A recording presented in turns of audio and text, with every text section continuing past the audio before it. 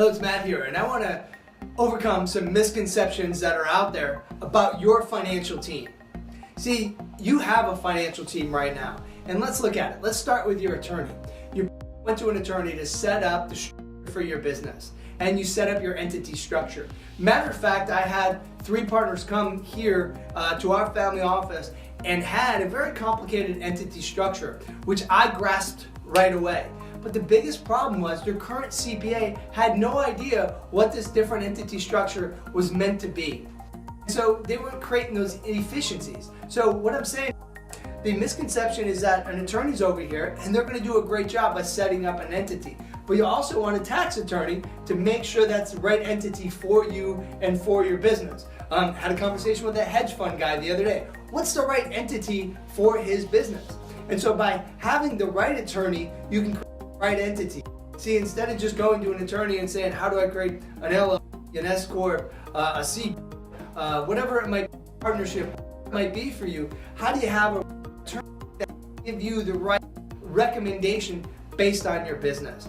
That's number one. Is the misconception is you need an ongoing relationship with an attorney, not just a one-time transaction. You need that ongoing relationship so you can figure out what are the best strategies for you. Now here's the deal. Every attorney has a different strategy, a different niche, and a different knowledge.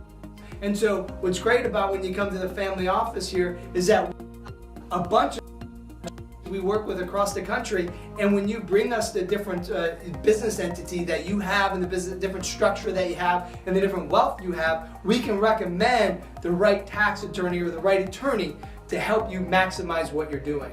Now the other misconception on CPAs. CPAs really have this reputation of being historians, is because what they ultimately do is they're doing your tax preparation.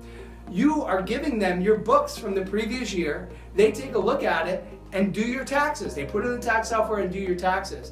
And so a CPA doesn't typically, what I find, is they're not working with you real time to provide those cash flow efficiencies and that forward-looking tax plan. And so the misconception is that a CPA is there to do that. And a CPA is great. We work with a lot of CPAs, and we have CPAs here on staff. And the reason we do is because we need them because they have a valuable license to make sure everybody stays 100% compliant. And that's what a CPA does, is make sure that you're 100% compliant with the IRS. And so they look back in a historical view to make sure that that is happening, and they provide that audit risk and that audit lens and those audit methodologies to make sure you're 100% compliant. Now the other thing is a financial advisor. So what happens, what I see is when a financial advisor is not working with a CPA or a tax attorney, they're usually just selling one thing. So for instance, maybe they just want to take your $1 million and put it in the stock market and charge you 1% and put you in a portfolio. We would prefer you invest in your own business or your businesses and set up how do you put in those different types of structures to maximize your investments.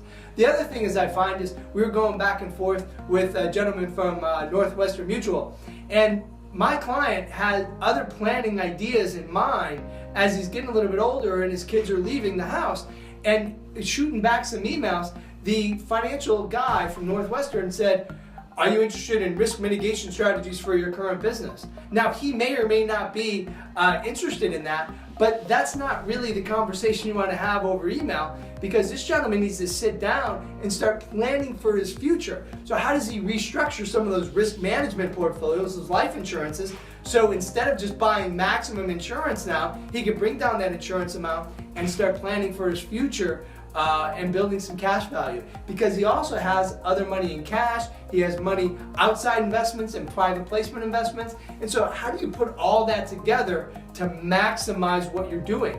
That's why you need the triangle of wealth working for you, not just the CPA who's over here being the historian, not just the attorney that did a great job setting up your entity, and not just a financial advisor that's either selling insurance or selling portfolio management. You need somebody who can put the triangle of wealth together to make sure that your wealth is being maximized. And those are the misconceptions in the industry, is having them all separate is really costing you, not benefiting you. So put together the triangle of wealth and maximize what you're doing through our family office strategies.